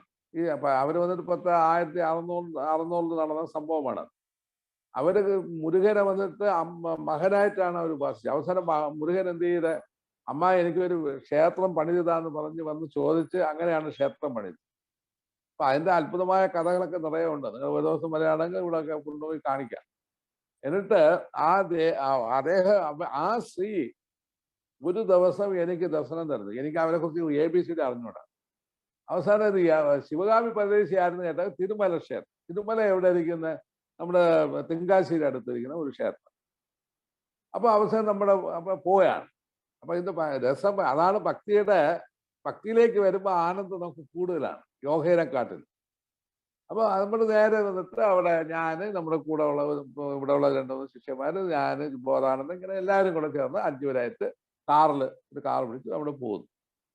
അവിടെ പോയി ആ ക്ഷേത്രത്തിനെ കണ്ട് തൊഴുതിട്ടുണ്ടെന്ന് ഈ ശിവകാമി പരദേശി എവിടെ ഇരിക്കുന്നു? ആ അമ്മ എവിടെ ഉണ്ട്? അപ്പൊ അമ്മയുടെ സമാധിന് കീഴെ ഇരിക്കുകയാണ്. അവിടെയാണ് സമാധി. അവിടെയാണ് അവിടെ ഇരിക്കുന്നത്, സമാധി എത്തിയത്. അപ്പൊ ഇവിടെ സംഭവിച്ചത് എന്താണ്? അവിടെയാണ് ഇത്. ഇത്രയും കാര്യമല്ല, ഇത് സംഭവിച്ച വലിയൊരു സംഭവമാണ്. അപ്പൊ എങ്ങനെയെങ്കിലും എനിക്ക് സമാധി തോന്നണം പറഞ്ഞ് ഞങ്ങൾ വീണ്ടും ഇറങ്ങി. ഞങ്ങളുടെ ഇവിടെ മുരുകന് പ്രാധാന്യം കൊടുത്തില്ല, ഈ ശിവകാമിക്ക് പ്രാധാന്യം കൊടുത്ത് അവിടെ പോയാണ്. അപ്പൊ അവിടെ എന്ത് സംഭവിക്കുന്നു പറഞ്ഞാൽ അവരുടെ കുടുംബത്തിൽ ഒരു പെല നടക്കുകയാണ്. ഒരാൾ മരിച്ച പെലയാണ്. അതുകൊണ്ട് കോവിൽ തുറക്കൂല. അപ്പൊ 16 ദിവസം കോവിൽ തുറക്കൂല. അപ്പം തലേ ദിവസം രാത്രി ഈ പൂജാരിയെ വന്നിട്ട് അമ്മ വന്ന് പറഞ്ഞു, നാളെ എൻ്റെ മോൻ വരുന്നുണ്ട്, അവന് വന്നിട്ട് തുറന്നു കൊടുക്ക്, സമാധി അവൻ തൊഴട്ടെ. ഇവരെന്ത് പറഞ്ഞാൽ രാവിലെ തൊട്ട് വന്ന് കാവലിരിക്കുകയാണ്. വിളക്കെല്ലാം കത്തിച്ച് 2 പേര് വന്ന് കാവലിരിക്കും. ഞങ്ങൾ 5 പേര് കയറും. വേറെ ആരും അതിനകത്തില്ല. കാരണം എല്ലാവർക്കും അറിയാം ഇവിടെ നിന്ന് കോവിൽ നിന്നുള്ളവരെല്ലാം പറഞ്ഞുകൊണ്ട് അവിടെ സമാധിയിൽ ആളില്ല. ആരും സമാധി തൊഴാൻ പോകുന്നില്ല. കാരണം ഈ മുരുകനെ തന്നെ തൊഴുത്ത് പോകും. അപ്പം നേരെ സമാധിയിലേക്ക് പോയി. സമാധിയിൽ പോയ ഉടനെ ആ പയ്യന്മാര് പറയാണ്, அப்ப நீங்களா வந்தீங்க, உங்களை காத்து நாங்க இருக்க தலே நாளே அம்மா வந்து சொல்லிட்டா, எனக்கு பிள்ளைகள் வருது, அவங்களுக்கு வந்து நடைய திறந்து வை, എന്ന് പറഞ്ഞിട്ട് അമ്മ ശുദ്ധ അങ്കത വന്നിട്ട് അങ്ങനെയാണ് അവിടെ തുറന്നു വെച്ചത്. കാരണം കൊലയായതുകൊണ്ട് അകത്ത് പൂജയോ ഒന്നുമേ ഇല്ല, തുറന്നു വെച്ചിട്ടുണ്ട്, വെളിയിൽ വിളക്ക് കത്തിച്ച് വെച്ചിട്ടുണ്ട്, അത്രയേ ഉള്ളൂ. ഞാൻ അവിടെ ഞാൻ ശരിക്ക് കരയാണ് ചെയ്തത്. ഇതിന് കരഞ്ഞെന്ന് പറഞ്ഞാൽ 1600 കാലത്ത് തിരുമല നായക്കന്റെ കാലത്ത് ഇത്രയും ഒരു മഹാസിദ്ധ ഈ ഒരു ആ ക്ഷേത്രത്തിന്റെ മഹത്വം തന്നെ നിറയെ മഹത്വങ്ങളുണ്ട്. അത്രയും മഹത് വ്യക്തിയായിരിക്കുന്ന ഈ അമ്മ എന്നെ മോനെന്ന് വിളിക്കാൻ ഒരു അവസരം ഞാൻ എങ്ങനെ ഉണ്ടാക്കിയതാണ് ഞാൻ ആ ഫീലിംഗ് ഉണ്ടായത്. അപ്പം ഇതാണ് ആത്മബന്ധം. ഇത് നിങ്ങൾക്ക് ഒരു യോഗയിൽ കൂടി ഒരിക്കലും കിട്ടൂല. നിങ്ങൾക്ക് അവിടെ എന്തുണ്ടാകണം? യഥാവിധിയിലുള്ള ഭക്തിയും പ്രേമത്തോടു കൂടി ആ ഈശ്വരനെ ഏത് ഭാവത്തിൽ കൂടെയും നിങ്ങളുടെ ആ ഈശ്വരനെ നിങ്ങളെ ഉപാസിക്കുന്ന സമയത്ത് നമുക്ക് കിട്ടുന്ന അനുഭൂതികളാണ് ഇതെല്ലാം. ഇതുപോലുള്ള ആനന്ദങ്ങളാണ്, ഇതുപോലുള്ള ചില കർമ്മങ്ങളാണ്. അവിടെയാണ് നമ്മുടെ മഹത്വം നമുക്ക് വെളിപ്പെടുന്നത്. അല്ലാതെ നമ്മുടെ ഇവിടത്തെ സാധനം ചെയ്തുകൊണ്ട് ഇപ്പം ഒരുത്തം വന്നിട്ട് അവന്റെ ആഗ്രഹം പൂർത്തീകരിക്കാൻ സ്വാമി മഹാസിദ്ധനാണെന്ന് പറഞ്ഞാൽ ഞാൻ ഒരിക്കലും വിശ്വസിക്കാൻ പോകണമെന്നില്ല. കാരണം എന്ത്, അവന്റെ ആഗ്രഹം പൂർത്തീകരിക്കാനാണ് ഇവിടെ വന്ന് സ്വാമി മഹാസിദ്ധനാണെന്ന് പറയുന്നത്. അപ്പോൾ അങ്ങനെ ഒരു സംഭവം നമുക്ക് എല്ലാവർക്കും ഉണ്ട്. അപ്പൊ നിങ്ങളുടെ പുറകെ വന്നിട്ട് എത്രയോ മഹാസിദ്ധന്മാർ നിങ്ങളുടെ കൂടെ ഉണ്ട്. എന്നാൽ നിങ്ങൾക്ക് വെളിപ്പെടുന്നില്ല. എന്തുകൊണ്ട് വെളിപ്പെടുന്നില്ല? നമുക്ക് അത്രയ്ക്കുള്ള പ്രേമം നമ്മുടെ ഉള്ളിലില്ല, നമ്മുടെ അത്രയ്ക്കുള്ള ഒരു സ്നേഹം നമ്മുടെ ഉള്ളിലില്ല. നമ്മുടെ ഇവിടെ എന്തെന്ന് പറഞ്ഞാൽ എന്തോ ഒരു മഹാ സമാധിയുണ്ട്, അത് എന്തോ ഒരു യോഗമുണ്ട്, നമ്മൾ എന്തൊക്കെയോ പഠിച്ചിട്ട് ഒരു ലെവലിൽ എത്താം എന്ന് പറഞ്ഞുകൊണ്ട് നമ്മുടെ എന്താണ് ഈ മുരടനായ ഒരു സാധനയിൽ കൂടി നമ്മൾ യാത്ര ചെയ്യുക. അതുകൊണ്ടാണ് നിങ്ങളുടെ ഹൃദയത്തിൽ ഭക്തി വേണമെന്ന് കൂടെ പറയാൻ കാരണം. ഞാൻ ചോദിക്കട്ടെ, ശിവകാമി അമ്മയ്ക്ക് എനിക്ക് വല്ല ബന്ധമാണ്? അപ്പൊ എനിക്കൊരു കോവിലുണ്ടാക്കി വെച്ചിരിക്കുന്നു, നീ വന്ന് നിനക്കുള്ള കോവിലാണെന്ന് വന്ന് തൊഴുന്ന് ആ അമ്മ എൻ്റെ അടുത്ത് പറയണമെങ്കിൽ അപ്പോൾ ഞാൻ ആലോചിക്കുകയാണ് ഞാൻ ആരെന്ന്. അതാണ് ഞാൻ ആരെന്ന് ആലോചിക്കണം. ഞാൻ ആരായിരുന്നു, ഞാൻ ആരെന്ന് അറിയണമെങ്കിൽ ഇതുപോലുള്ള മഹാശക്തികൾ വന്ന് നമ്മുടെ മുമ്പ് എന്തെങ്കിലും പറയണം. ഇതുപോലെ തന്നെ സദാശിവ ബ്രഹ്മത്തിന്റെ കഥ. സദാശിവ ബ്രഹ്മത്തിനെ ഞാനൊക്കെ ഉൾക്കൊള്ളാൻ കാരണം എങ്ങനെന്നറിയാം? 1980 കാലയളവില് എനിക്ക് വന്നിട്ട് ഒരു ദർശനം തന്ന ഒരു നഗ്ന സന്യാസിയാണ് സദാശിവ ബ്രഹ്മം. എന്നിട്ട് ഞാൻ അപ്പോഴും പറഞ്ഞു നോക്കണ്ട, അങ്ങനെ ഞാൻ തൊഴുതു, അങ്ങയുടെ അനുഗ്രഹം എനിക്ക് കിട്ടി. എന്നാൽ അങ്ങയുടെ സാധന എനിക്ക് എന്താണെന്ന് എനിക്ക് അറിഞ്ഞു, എനിക്കത് പറഞ്ഞതാണ്. അതിൽ നിന്ന് തുടക്കമാണ് ഈ ശിവയോഗ പ്രദീപിക. സദാശിവ ബ്രഹ്മം സ്വന്തം കൈപ്പടയിൽ എഴുതിയ, സംസ്കൃതത്തിൽ എഴുതിയ ശിവയോഗ പ്രദീപിക എന്നുള്ള ബുക്ക്. അതാണ് പിന്നെ ഭൈരവാനന്ദ സ്വാമികൾ മലയാളത്തിൽ പിന്നെ തർജ്ജമ ചെയ്ത് ഇന്ന് കൊണ്ടുവന്നതിനോട് പലയിടത്തും കിട്ടാൻ ചാൻസ് ഉണ്ട്. നിങ്ങളടുത്ത് വായിക്കുക.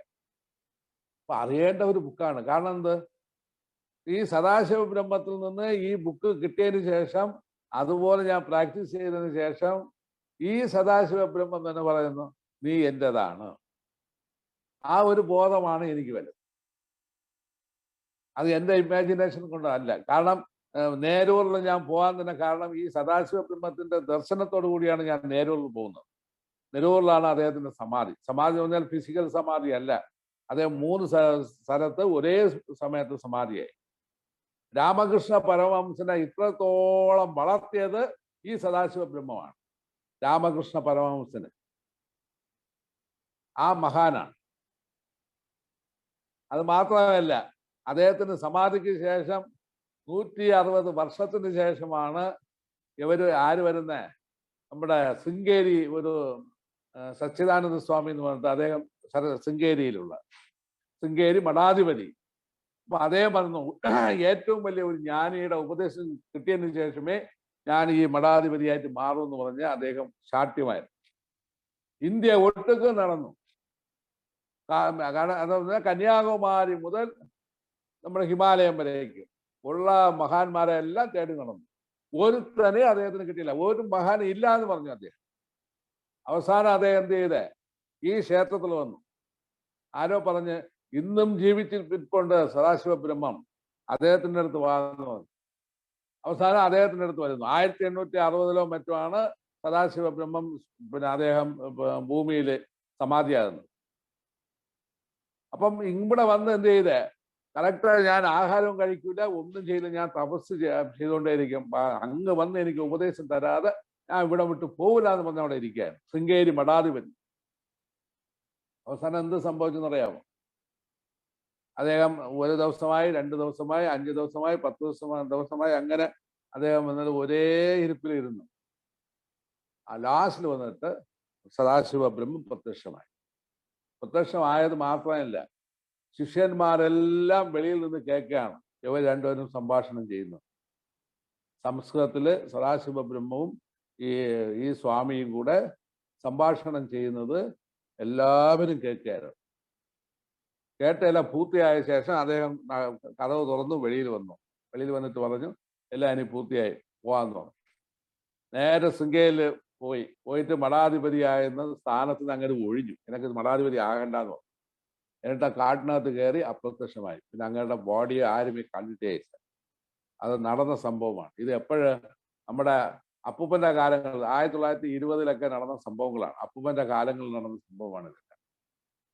ഇന്നും ശൃംഗേരി മഠാധിപതികൾ പീഠം ഏറണമെങ്കിൽ ഇവിടെ വന്ന് തൊഴുതിട്ട് അനുവാദം വാങ്ങിച്ചിട്ട് അവർ ഇന്നും ശൃംഗേരി മഠാധിപതിയാകാൻ അവർ ഇറങ്ങുള്ളൂ.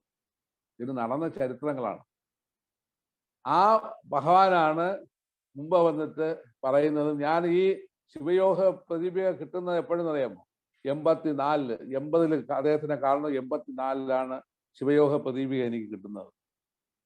ഭൈരവാനന്ദ സ്വാമിയുടെ കൂടെ അവിടെ ആശ്രമത്തിൽ പോയിക്കൊണ്ടിരുന്ന ഒരാള് അതിൻ്റെ ഒരു ഫോട്ടോ കാപ്പിയാണ് എനിക്ക് തരുന്നത്. അങ്ങനെയാണ് ഞാൻ പഠിച്ചത്. എന്നിട്ട് അപ്പോഴാണ് മനസ്സിലാവുന്നത് ഞാൻ ചെയ്ത സംഭവങ്ങളെല്ലാം ഇതിനകത്ത് ഉണ്ടെന്നു. എന്തുകൊണ്ട്? നമ്മുടെ എല്ലാം ആ ബന്ധങ്ങൾ ഉള്ളതുകൊണ്ടാണ് സംഭവിച്ചത്. ഇതിനെല്ലാം കാരണം എന്താണ്? ഭക്തി ഒന്നുകൊണ്ട് മാത്രമാണ് സംഭവിച്ചത്, വേറെ ഒന്നുകൊണ്ടുമല്ല. അതുപോലെ തന്നെ ഞാൻ നരസിംഹദേവനെ പ്രത്യക്ഷപ്പെടുത്തിയ എങ്ങനെ? ബാബാജി അടുത്ത് പറഞ്ഞു, ബാബാജി അങ്ങ് എനിക്ക് നരസിംഹദേവനെ പ്രത്യക്ഷപ്പെടുത്തി കാണിക്കണമെന്നോ. അതുപോലെ തന്നെ എനിക്ക് ദർശനം കിട്ടി. അവിടെ ഇവിടെ വന്നിട്ടുള്ള ഒരു അമ്മ ഉണ്ട്, ജഗദമ്മാമ്മയുടെ ചോദിച്ചാൽ അവർ പറഞ്ഞു കേട്ടു നോക്കുക. 7 ദിവസം വന്നിട്ട് സിംഹഗർജനം, ആൾക്കാർ കേക്ക വന്നിട്ട് ഗർജനം നടന്നുകൊണ്ടിരുന്നു അശരീരിയായി 7 ദിവസം. അപ്പൊ നരസിംഹ ഇല്ലേ? ഉണ്ട്. അത് എൻ്റെ ഒരു വിദ്യാധാരണ അല്ല. അത് ഇതൊക്കെ നടന്ന സംഭവങ്ങളാണ്. അതുകൊണ്ട് ഒരിക്കലും ഭക്തി ഇല്ല എന്ന് പറയരുത്. പാണ്ഡുരംഗൻ എത്രയോ മഹാന്മാർ, മറാഠിയിലുള്ള മഹാന്മാർക്കും മഹതികൾക്കും ദർശനം കൊടുക്കുക മാത്രമല്ല, കൂടെ പോയിരുന്ന് മാവരിച്ച് വരെ കൊടുത്തിട്ടുണ്ട്.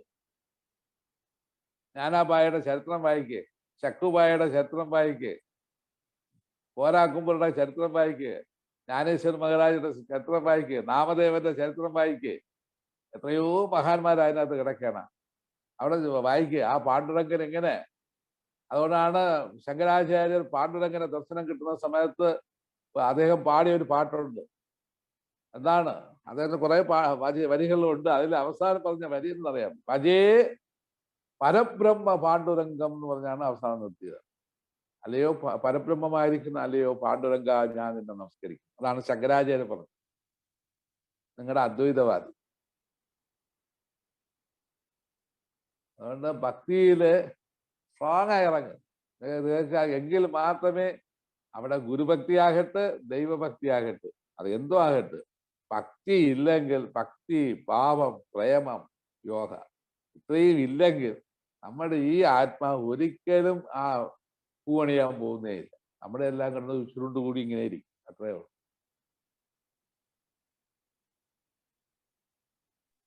ശരി സാമി, അപ്പൊ നമുക്ക്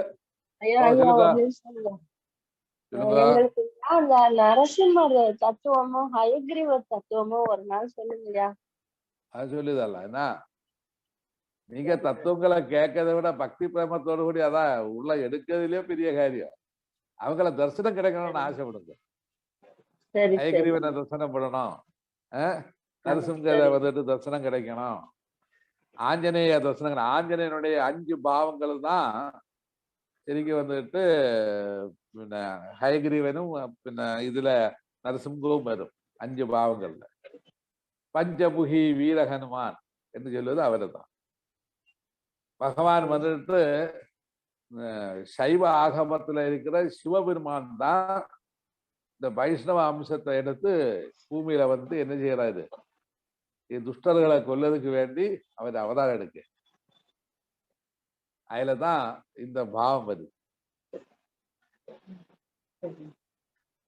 அது படிக்கணுமா இருந்தா ஹனுமானுடைய பஞ்சமுக வீர ஹனுமானுடைய மந்திரத்தை நீங்க படிச்சா மட்டும்தான் அந்த இதை வந்துட்டு உங்களுக்கு புரியும். நரசிம்ஹர் யாரு, பின்ன ஹயகிரீவர் யாரு, கருடன் யாரு, அப்போ இவங்க எல்லாம் ஹனுமான் யாரு, வராகம் யாரு, இதெல்லாம் நமக்கு புரியும். இந்த 5 அம்சமும் வந்துட்டு வைஷ்ணவும் சைவமும் கூட சேர்ந்த அம்சங்களாக 2 அம்சங்கள். உயர் வைஷ்ணவ அம்சத்துல வர்றது ராமன் கிருஷ்ணன், சைவாகமத்தில் கூடி வர்றது பரசுராமன். திருவிக்கிரமனாக வரும்போது அது வந்துட்டு விஷ்ணுவும் பிரம்மாவும் கூட கலந்துதான் அங்க வரும் திருவிக்கிரமனாக.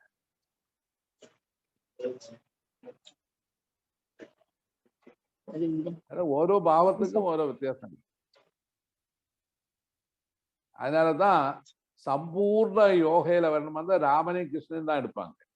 அதெல்லாம் அம்சாவதாரம்னு சொல்லுவாங்க. இதெல்லாம் ராமனும் கிருஷ்ணனும் பூர்ண அவதாரம். அப்ப இதுல அவதாரம் சொல்ல காரணம் என்ன, அதாவது ஒரு கொஸ்டின் அதில் கொடுக்காரு. ராம அவதாரத்துல நேர தேவகிக்கு வந்துட்டு பகவான் விஸ்வரூப தரிசனம் காட்டு, நான் வந்துகிட்டு ராமனாக பிறக்க போறேன், என்னுடைய ரூபத்தை பாருங்க. அப்ப விஸ்வரூப தரிசனம் கிடைக்கும். இந்த விஸ்வரூப தரிசனம் கிடைச்சதுனாலதான் ராமன் பூர்ண அவதாரம் சொல்ல காரணம்.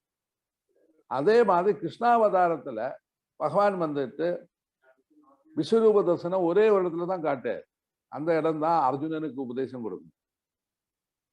அதனால அந்த விஸ்வரூப தரிசனத்தை வச்சுதான் பகவான் கிருஷ்ணன் அவன் வந்து யோகாருடன், ஆனா யோக இன்னைக்கு உள்ள பூமியில விட வலிய ஒரு யோகாருடன், அது மட்டும் யோகா குரு என்று சொல்ல காரணம் கிருஷ்ணனே தான். ஆனா விஸ்வரூப தரிசனம் கண்டதுனாலதான் அவர் மகா அவதாரம்னு சொல்ல காரணம். அப்படி விஸ்வரூப தரிசனம் யாரு கொடுக்கிறாங்களோ அவங்க எல்லாம் அவதார புருஷர்கள் சொல்லுவார். மீதி எல்லாமே சோட்டா அவதாரங்கள் தான், அம்சாவதாரங்களுக்கு. அதெல்லாம் பரசுராமன் ஒன்றும் விஸ்வரூப தரிசனம் கிடைச்சதில்லை. பரசுராமன் வந்துட்டு அம்சாவதாரத்தில் பட்டதார். திருவிக்கிரமனும் அப்படிதான் പാവനാവതാരം. സ്വാമിജി നമസ്കാരം. നമസ്തേ സ്വാമിജി, ഈ കുലദൈവങ്ങളും പരദൈവങ്ങളും ധർമ്മദൈവങ്ങളും ഇഷ്ടദേവതയായിട്ടുള്ള വ്യത്യാസം എന്തോ സ്വാമിജി? ഇഷ്ടദേവത നിങ്ങളുടെ ജന്മജന്മാന്തരങ്ങളായിട്ട് കൊണ്ടുവരുന്നതാണ് നിങ്ങളുടെ ഇഷ്ടദേവത. അത് നിങ്ങളുടെ കൂടെ എപ്പോഴും ഉണ്ടായിക്കൊണ്ടിരിക്കും. കാരണം നിങ്ങളുടെ റിയലൈസേഷൻ അറ്റൻഡ് ചെയ്യുന്ന വരയ്ക്കും നിങ്ങളെ കൊണ്ട് എത്തിക്കുന്നത് നിങ്ങളുടെ ഇഷ്ടദേവതയാണ്. അതേപോലെ കുലദൈവം ഗോത്രദൈവങ്ങളൊന്നും നിങ്ങൾക്ക് നിങ്ങളുടെ അവിടെ എത്തിക്കും. കാരണം നിങ്ങളുടെ ഈ ശരീരം എടുക്കുന്ന സമയത്ത് ഉണ്ടാകുന്നതാണ് കുലദൈവവും ഗോത്രദൈവവും. എന്നാൽ നിങ്ങളോട് കൂടി ആത്മാവോട് കൂടി ലയിച്ച് അതിന്റെ കൂടെ വരുന്ന ഒരു വേറൊരു ആത്മാവുണ്ടെങ്കിൽ ആ ആത്മാവാണ് നിങ്ങളുടെ യഥാർത്ഥ ഇഷ്ടദേവൻ. അത് ഗുരുവുമാകാം ദേവതയുമാകാം, രണ്ടുപേരും വരും.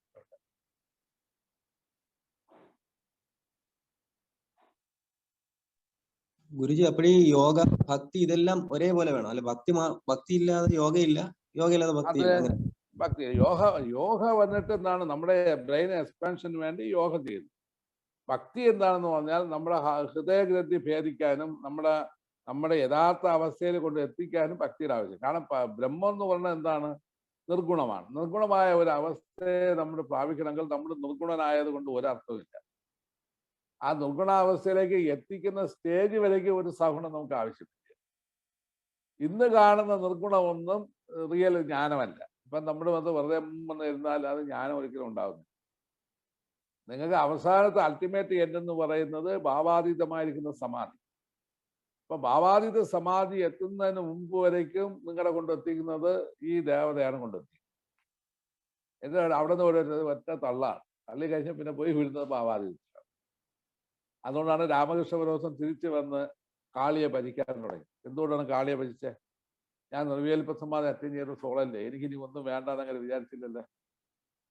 അപ്പൊ അതേ അവിടെ ഒരു വാക്ക് പറയുന്നത്, കാളിയും ബ്രഹ്മവും ഒന്ന് തന്നെ. അവസാനം വരുന്ന സ്റ്റേജ് അതാണ്. കാളിയില്ലാതെ ബ്രഹ്മമില്ല, ബ്രഹ്മമില്ലാതെ കാളി. അതുകൊണ്ടാണ് തന്ത്രശാസ്ത്രത്തിൽ അവസാനത്തെ യോഗയിലേക്ക് വരുന്ന സമയം, തന്ത്രയോഗയിൽ വരുമ്പം നിരഞ്ജന ധ്യാനം ഉപാസന. നിരഞ്ജന ധ്യാനം എന്ന് പറയുന്നത് നമ്മുടെ കാളിയെ ഉപാസിക്കുക, ഗൗളമാർഗം അങ്ങനെയാണ്. ഇന്ന് അതിൻ്റെ വെളിയിലുള്ള ആക്ഷൻ മാത്രമേ നടക്കുന്നുള്ളൂ. ഈ മുടി എടുത്ത്, ഈ വിളയാണി മുടിപ്പുര, അങ്ങനെ മുടിയെടുത്ത് ആടുന്നത് എന്താണ്? മുടി എന്ന് പറഞ്ഞാൽ കിരീടം. അപ്പം അവർ സ്വയം കാളിയായിട്ട് മാറുകയാണ്. അതിൻ്റെ മീനിങ് എന്താണ്? കാരണം ദേവിക്ക് എപ്പോഴും നിരഞ്ജന ഭാവത്തിലേക്കാണ് ഇഷ്ടം. കാരണം സ്വയം നമ്മൾ അവളായിട്ട് മാറ്റുന്നതാണ് അവർക്ക് ഇഷ്ടം. അത് നിങ്ങളുടെ കാളി കൽപ്പം പഠിക്കുകയോ കാളി ഉപാസന പഠിക്കുന്ന സമയത്ത് വരികയോ ചെയ്യുകയാണെങ്കിൽ അതിന് ഇത് കൂടുതൽ നിങ്ങൾക്ക് വെസ്റ്റ് ബംഗാളിലുള്ള കുറേ ബുക്സൊക്കെ നിങ്ങൾ പഠിക്കണം. അതൊക്കെ പഠിക്കുമ്പോൾ തന്നെ നിങ്ങൾക്ക് ഇതിനെക്കുറിച്ചുള്ള ബോധം വരും. തന്ത്രയിലെ ഏറ്റവും ടോപ്പിലുള്ളത് ദശമഹാവിദ്യ, 10 ദശമഹാവിദ്യകളുണ്ട്. അത് 10 പ്രാക്ടീസ്. എന്നാൽ അത് മാത്രമല്ല, ഈ തന്ത്രയിൽ തന്നെ ഈ യോഗ പറയുന്നത്, നമ്മുടെ ഈ ക്രിയായോഗ, ഘടയോഗ അത്രയും തന്ത്ര യോഗയിലുള്ളതാണ്. അത് വെളിയിലുള്ള ഒരു യോഗയിലുള്ളതല്ല. തനി യോഗ ഇതിനകത്തില്ല. ഭക്തിയുടെ ഉപാധിയായിട്ടാണ് കൊടുക്കുന്നത്. ഇപ്പോൾ ഒരു ഉദാഹരണം, ഒരു ദേവപ്രതിഷ്ഠ ചെയ്യാൻ പോകണമെങ്കിൽ എന്ത് ചെയ്യണം? പ്രതിഷ്ഠിക്കുന്നതിന് മുമ്പായിട്ട് 80 കുംഭക പ്രാണായാമം ചെയ്തിരിക്കണമെന്ന് ശാസ്ത്രമാണ്. നിങ്ങൾക്ക് നാരായണ ഗുരു എഴുതിയ ഒരു ബുക്കുണ്ട്, എൻ്റെ കയ്യിലുണ്ട്. അദ്ദേഹത്തിൻ്റെ കൈപ്പടയിൽ എഴുതി സൈൻ ചെയ്ത ഒരു ബുക്കുണ്ട്, അതെടുത്ത് വായിക്കും. അപ്പൊ 80 കുംഭക പ്രാണായാമം ചെയ്തതിന് ശേഷമാണ് അദ്ദേഹം കുന്നുംപാറ സുബ്രഹ്മണ്യനെ പ്രതിഷ്ഠിച്ചത്. അദ്ദേഹം പറയുന്നുണ്ട്. എന്നിട്ട് അദ്ദേഹത്തിന് തിരിച്ചു പറയുന്നു, നിങ്ങളുടെ എല്ലാവരും ഒരു ദേവതയെ പ്രതിഷ്ഠിക്കണമെങ്കിൽ 80 കുംഭക പ്രാണായാമം ചെയ്തിരിക്കണം. 80 കുംഭകം. നമ്മളിവിടെ 12 കുംഭകങ്ങളാണ് ചെയ്യുന്നത്, മറ്റേത് 80 ചെയ്യണം. കുംഭകം ചെയ്തതിന് ശേഷം പിന്നെയാണ് ആത്മാവാഹനം, പ്രാണൻ ആവാഹിച്ച് മുരുകനിലേക്ക് വെക്കേണ്ടത്. നാരായണ ഗുരു ഇദ്ദേഹമാണ്, അതായത് ബാലസുബ്രഹ്മണ്യ ഉപാസകനാണ്. ചട്ടമ്പി സ്വാമികൾ ബാലസുബ്രഹ്മണ്യ ഉപാസകനാണ്. ഇവരെല്ലാം ആ വഴിയിൽ കൂടെ പോയി തന്നെ ബ്രഹ്മപദത്തിലെത്തിയത്. സോമാ സർഗമയ തമസോമാ ജ്യോതിർഗമയ മത്യോമാ മതംഗമയ. ഓം ശാന്തി ശാന്തി ശാന്തി.